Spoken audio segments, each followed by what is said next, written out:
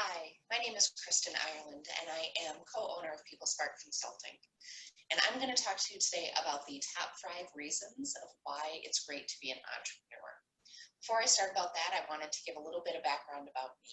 I actually started my career in human resources and worked in that field within large organizations for the first few, maybe 20 years of my career.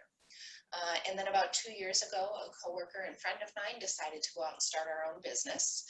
And so we started PeopleSpark Consulting, and we are a human resources consulting firm that specifically works with small to mid-sized businesses. And it has been an amazing journey. If you would have asked me in college if I would be an entrepreneur, that thought never crossed my mind, because I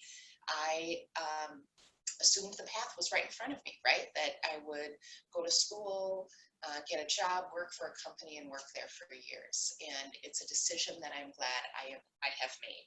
So the top 5 reasons to be an entrepreneur: 1 is to challenge yourself.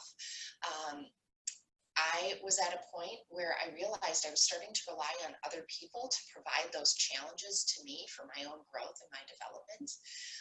And this was I couldn't have found a way to challenge myself more than what I have done in starting a business. I am very fortunate that I have a business partner who works with me on it, but we're continuously challenging ourselves and growing ourselves in different ways than we ever imagined. Second of all, you get to own your own success, right? We are as good as the work that we put into it. Our success isn't dependent on somebody else. Our success is truly on our shoulders, and we own it. So you have to own your own success, and you have to own your failures. But there's so much learning that goes along with that. Third, the ability to be creative. Working in large organizations, there were always structures or processes or procedures that you needed to follow. And as an entrepreneur, we get to work together to figure out what is the best thing for our business.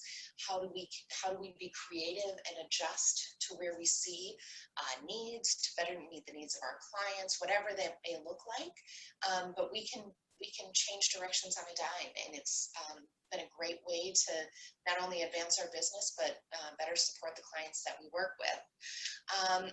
Next, and this I did not anticipate at all, and that was the amazing people that are in the entrepreneurship space. When you hear a lot about people working together in collaboration and in teamwork within a large organization, I thought I knew what that felt like. Moving in as an entrepreneur and starting to connect with other entrepreneurs, there are so many resources, people, so much support that is available to help you, and people truly want to help. We have met so many people who even are in a business similar to ours that say there is enough for everybody. Let's work together to figure out how to do better for everybody.